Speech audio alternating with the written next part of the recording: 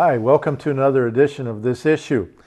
I want to start by saying this is our first show in 2012 as This Issue enters its 9th season and currently playing on 13 stations all over Maine. I want to thank all the many volunteers who help with the production of the show, doing the camera work, in the control booth, and I also want to give a special thanks to Harpswell Community TV. My guest this time is Ed Friedman from Bodenham. Ed is the chairperson of Friends of Merrymeeting Bay, one of our most active and important local environmental groups. Ed, welcome to the show. Thank you, Bruce. Great to have you with us today. Good to be kicking off 2012. There you go. We're going to talk about the growing controversy around CMP's installation of so-called smart meters. Tell us what these smart meters are and why you personally got involved in this. I know this is not an issue directly of the Friends of Merrymeeting Bay, but it's something that you are really working very hard on. Yeah, Bruce, thank you. Let me reinforce that. As of this time, this is not an issue that's been taken on by the Friends. We actually may look at it as a research advocacy subcommittee and bring it forward because it is an issue that's important to everybody in the area, and it affects, it's a health issue. From the point of view of the Friends, it's a wildlife issue. It's also a privacy issue. And as we look at the bigger picture all around, we probably see more people worked up about or concerned about the privacy aspect of it even than the health. But people are literally being made homeless by smart meters. What do you mean by that? I mean that there's a certain percentage of the population, probably estimated about 10%, that actually have an electrical hypersensitivity. And these are people that, for whatever reason, get dizzy, get headaches, can't sleep, heart palpitations, really are in a lot of stress. And when they're in proximity to radio frequency radiation. So that would include cell phones, that would include smart meters, it would include baby monitors, wireless routers.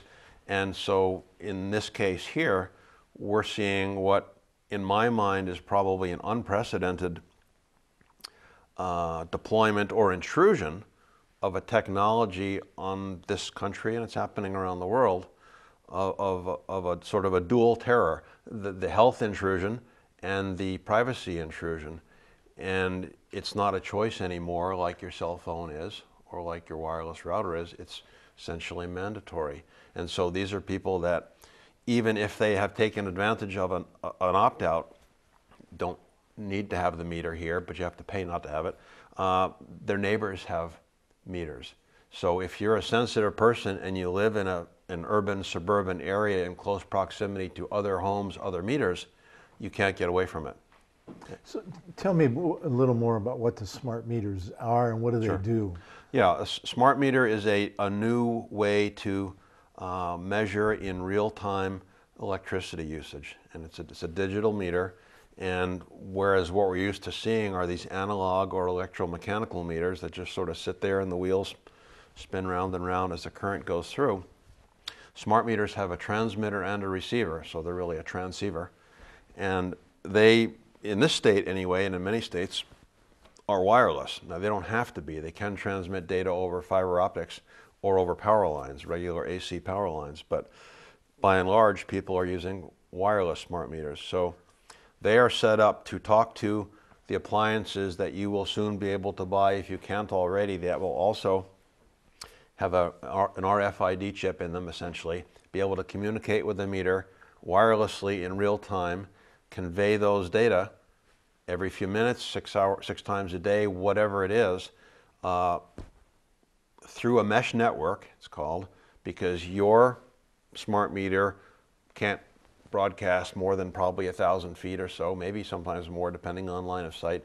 Your information is going to come to my house, I'm next door, it's going to piggyback through my meter, it's going to go over to Donna's house, on down the line until finally it goes up to a pole, to a neighborhood collector. From there it blasts off at a higher power into the cell system, works its way back to a third-party collector or the utility company. So all through the neighborhood then, these electromagnetic, is that the right word to describe it? Radio frequency, we call it. It is a type of EMF for electromagnetic frequency. These signals are going to be flying through all the Yeah. neighborhood, and you're saying that science shows us that some people are extremely sensitive to these signals, Yeah. but that ultimately they affect everyone in some way or the other, correct? Well, absolutely, and if you look at, there's a certain population that seems to be fairly susceptible that may have had other health issues before, multiple chemical sensitivities, autoimmune disorders of some sort, but there are people that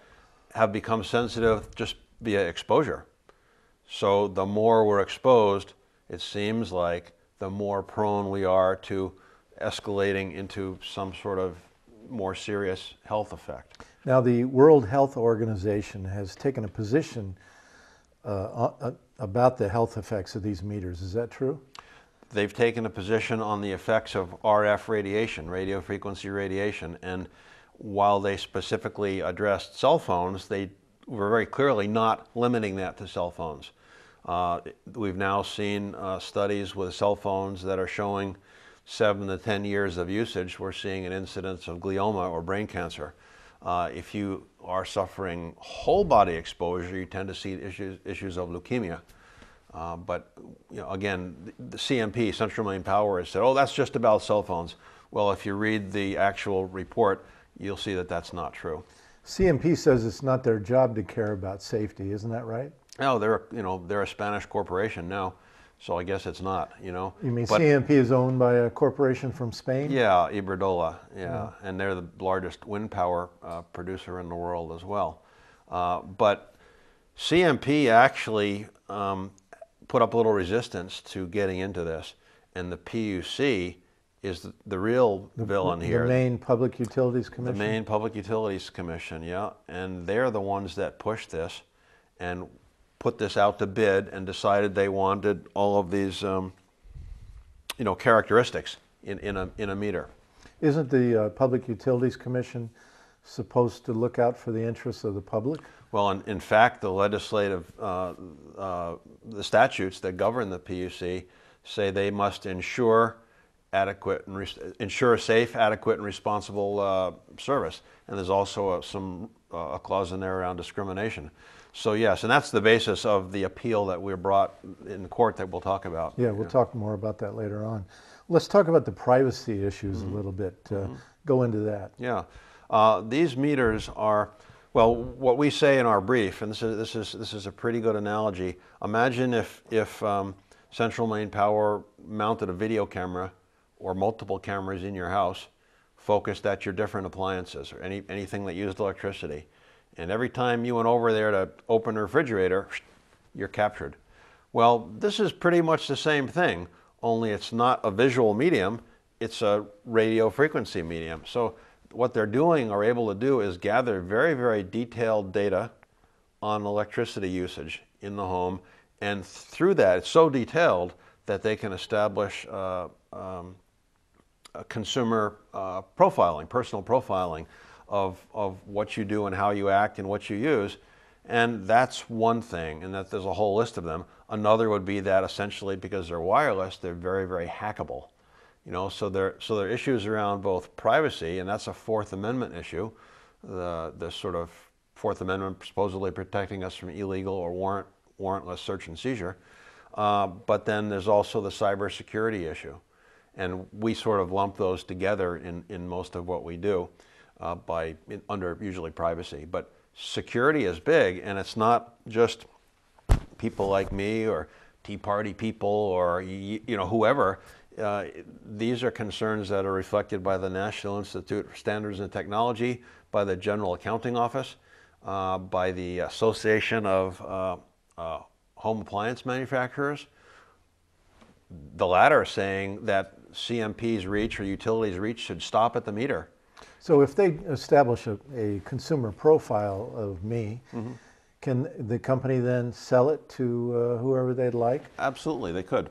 Yeah. There's no restriction from them doing that. Well, right now in Maine we don't have restrictions in place, or they're minimal. So this is the thing, that there are no national standards in place now to protect privacy. And one thing I don't like about a lot of the comments from privacy organizations, the ACLU, the Electronic Frontier Foundation, groups like that that have been submitted, comments around the National Institute of Standards and Technology work, NIST, is that mostly they tend to say, well, this is a real problem.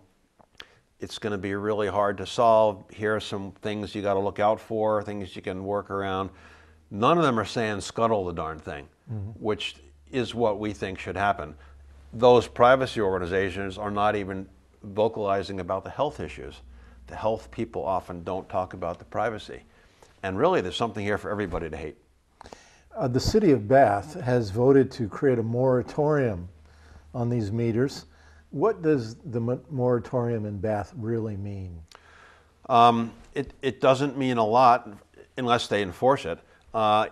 Right now, the moratorium is actually an opt-in, which is interesting because what that means is that you living in Bath have to call Central Maine Power if you want a smart meter. Okay. Now, in reality, there's nothing to stop Central Maine Power from saying, well, if you want to keep your analog meter, you're going to have to pay us $40 initially and $12 a month, which is what they're doing. And I didn't see the article the other day, but it sounds like they may even start trying to install their smart meters and see if Bath will rise to the occasion and contest that in court. But let me just say that initially these things came about in 2005.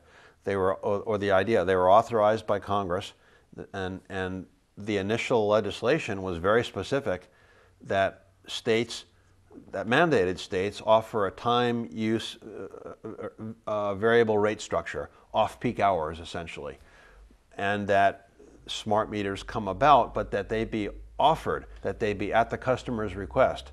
So initially these were opt-in. Virtually every state has made them an opt-out. Had they been an opt-in, they would be a non-standard. What do you mean by that? I mean, CMP is saying now, or the PUC has said, we rule in Maine that smart meters are now the standard meter. Therefore, if you want to keep your non-standard meter, you have to pay. Well, had the states been following the federal legislation, it'd be the opposite. It'd be the opposite, yeah. These smart meters are being installed all over Maine, correct? Well, by CMP. Yeah, Central Maine Power is installing wireless smart meters. Bangor Hydro is actually installing meters that are transmitting data along the wires, the fiber optic system. Have any other communities besides Bath declared a moratorium or taken any action? There's been some actions, I think, but honestly, I couldn't tell you which communities they are. I do know that Wilton thought about a moratorium, and when it came down to like 3 days before the vote, CMP flooded the town with installers, got the whole town virtually installed, and the selectmen pulled back from going forward with the moratorium. Well, I live in Bath, and I've had 3 phone calls from CMP and 2 mailings from CMP in the last couple of weeks. One CMP worker told me on the phone that the moratorium only meant that I could opt out at $12 a month. I felt he was being disingenuous. Would you say that I was accurate in my description of what he told me about what the moratorium really meant? The net result is still going to be the same for CMP. That if you want to keep your analog meter, you're going to be pressured to pay to do that. And what happens if I don't pay $12 a month? Well, and we're advising people not to pay, but I'm not a lawyer, so you're going to have to resist. But can CMP come? We've repeatedly sent the 2 mailings. We wrote on the card, City of Bath has declared a moratorium. Until that's over, we don't think we have to take any action. Return those cards in the mail. We've told them the same thing on the phone. But can CMP come to our house and put the new meter in there without our permission? No, they can't do that. although they may try. What if they do? What? Well, someone in Bath, will have to take them to court for violating the moratorium, and then a court would have to look at the moratorium and decide whether or not that was a legal moratorium. But let me go back to the brochure for just a second, in that, a lot of people have gotten those. Many of them went out more than halfway through the process. Many people got their meters before they even had a brochure. Thanks again to the PUC, these brochures don't present both sides of the issue. They only present the benefits, the supposed benefits of smart meters, and they tell you that's your two opt-out choices. One is a meter with the transmitter disabled, and one is the regular meter. So people still are woefully ignorant of the effects of these things and why they shouldn't have them. And in terms of if you don't pay, we are fortunate in that Maine has a no disconnect policy from November 15th to April 15th. Makes it very hard for the utility to disconnect your power because it's winter and you'll freeze to death. You can establish that you've got an emergency. It can be done, but they have to go through a lot of steps, and you have ample opportunity, if you have the time and energy, to appeal those steps. I understand there's 2,000 residences in Bath that so far have not responded to CMP. Oh. And that, so that's a lot of people that clearly are showing some ambivalence about these smart meters. And so it would appear that CMP either has to make a bigger public relations campaign in Bath, or they're just going to go in and put them in without people, when people are at work or something like that. Well, and you could, if that happens, you could contest it in court. You could also get into doing what they've done in California, and that is a lot of people went and removed their smart meters. They bought analog meters, which you can still do, and they had an electrician put the analog meter back on. It takes a minute to swap the meters. It's really simple to do. And then CMP started cutting their power off, and there's a great video on stopsmartmeters.org of the poor PG&E, Pacific Gas and Electric lady, sitting there in front of the Santa Cruz City Council, and she just keeps saying, well, we cut the power off because it's not safe to have the analog meter in there. Well, you've had the analog meter there for the last 50 years, and your guy went out there. Are you telling me your guy can't put his analog meter back on? We can't replace the meters with that. We can only replace these with smart. We can only have smart meters. And it kept on going and going and going. And this was before Christmas. And pretty soon they were talking about Scrooge and the people without power, and the fact that PG&E were a bunch of Scrooge folks. And in the end, PG&E caved.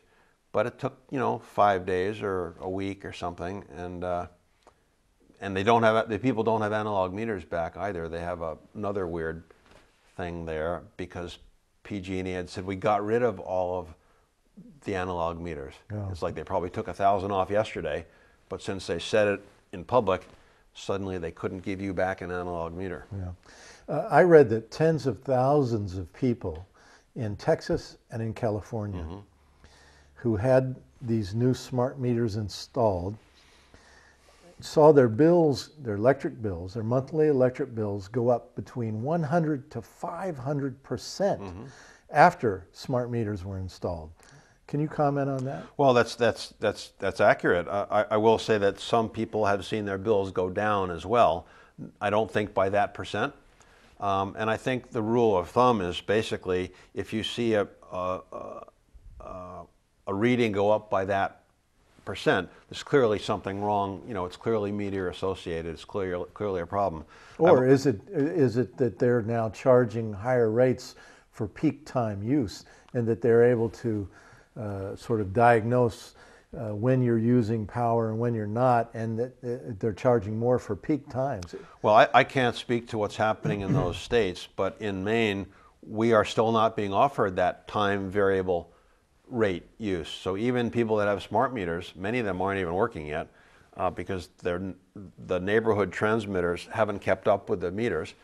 But while buried on the CMP website are the off-peak rates and hours, so a shoulder time being like noon to 4 in the afternoon, peak time being 4 to 8 at night, low rates being middle of the night. But it is conceivable that over time They could shift the pricing. That The more people that you could be charged more for using power in peak times, correct? Well, that's the point. And the point is that provides some incentive to switch your power usage to an off-peak time, which is great, except that when I grew up 55 years ago, we had off-peak rates with regular old meters.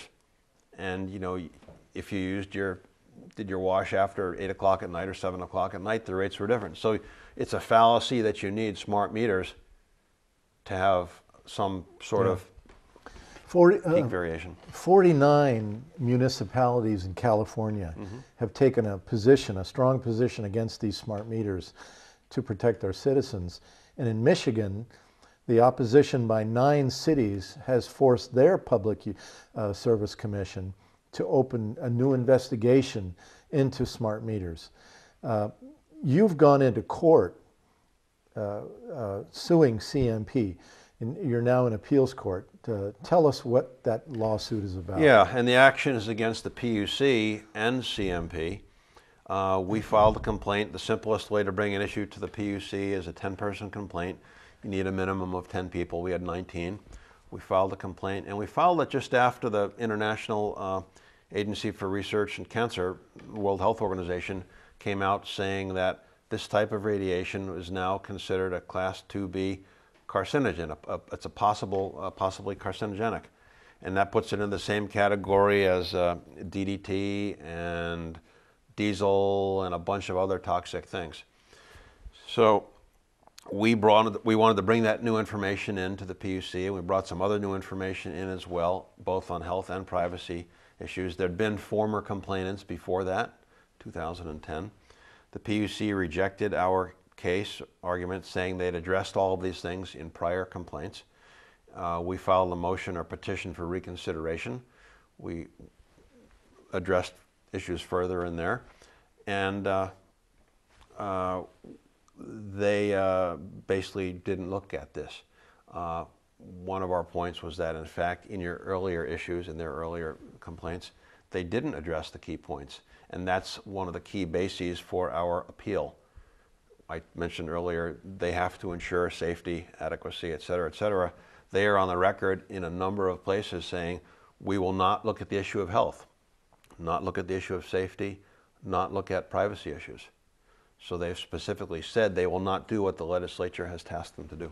Are there people around the state that are organizing in their local communities around smart meters right now? Yes, to some extent, and I'm getting calls every day, emails every day, every week. Some of the former complainants are as well. You know, I got a call yesterday from a lady who was very articulate, who is in this almost homeless category, except that she's older and her husband's there, the mortgage on the house, they can't move. But they have high sensitivity. Ever since that meter came in, she is incredible dizziness all the time. Yeah. What website or websites would you recommend people go to learn more about all this? Yeah, stopsmartmeters.org is a good one, and then there's a well-known radiation researcher consultant in Canada, Magda Havas, and she has a website, www.magda, M-A-G-D-A, H-A-V-A-S, Havas.com. The EMF Safety Network is another good. You can Google that, and there's a few like that. In Maine, the Smart Meter Coalition, Smart Meter Safety Coalition.org. Just got their and website. What about a phone number? Can people contact you if they have? They can, yeah. And that phone number would be obviously in Maine, 207-666-3372. That's 666-3372. Correct. Okay. What's going to happen if you lose the court case? What's your next step going to be? I don't know at this point. It's going to be, as you know, the wheels of justice grind slowly. We do have some issues with the fact that CMP will probably be done with most of their installs by the time the court sees our case. So we actually may mount a publicity campaign in the interim to try and get more people not to pay.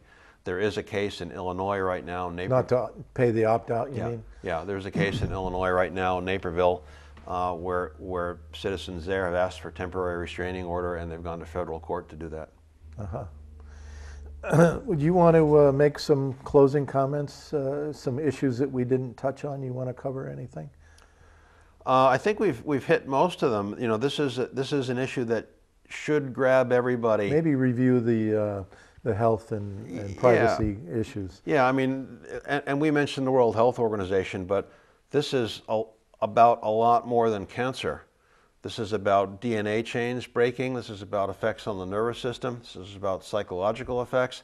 This is about affecting calcium in the cells and the weakening of the cell structure.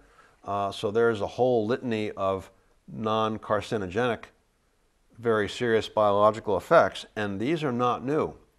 These have been researched from back in probably the 1930s to now. And there's some really good works that have been done that have compiled bibliographies of those studies. And they're in the thousands. There's 2,000-3,000 of them. And if virtually anyone that tells you that this stuff is good for you or doesn't matter, that's coming from an industry-funded source. So there's plenty of peer-reviewed science out there to support what I've said tonight, and there's plenty of government bodies that are suggesting that or agreeing with me on the privacy security issues. Tell us one more time why you personally got involved in this, Ed. You're spending a lot of time working on this. I am, Bruce, and I guess I grew up, my mom never had a microwave, any of that stuff. We never had that stuff in the house. I don't have any of it in my house. I chose not to. I choose not to. My great-grandfather worked on early illegal wiretap cases. So I'm not sensitive to electricity. I don't want that stuff around me. I don't want to run the risk of being harmed by it. So it comes down to choice, really. Again, this is a case where suddenly we don't have a choice. What are you doing in your own home about these smart meters? Well, I told CMP I don't want one, and I'm not paying the fee. What are you going to do if they come stick one on your door, on your house? Oh, I probably can't say it on air, but I'm also fortunate. I do have photovoltaics in my place, and while I don't have batteries, I have a net metering system. I'd consider going to batteries, but I don't think it'll get to that, honestly. Yeah. Well, Ed Friedman, thank you very much. And I want to say to you that I want to say how grateful I am for your efforts on this, because frankly, without you doing this organizing, I wouldn't have known anything about smart meters. And it's been, I've learned a lot, and we're now, count us in Bath as people that are holding out against these things. And so thanks for coming on the show. Thanks again for your work. My pleasure, Bruce. Good to see you again. I appreciate being here and getting the word out. You're welcome. And thank you for watching another edition of This Issue. Until next time, good luck to you all, and please get organized.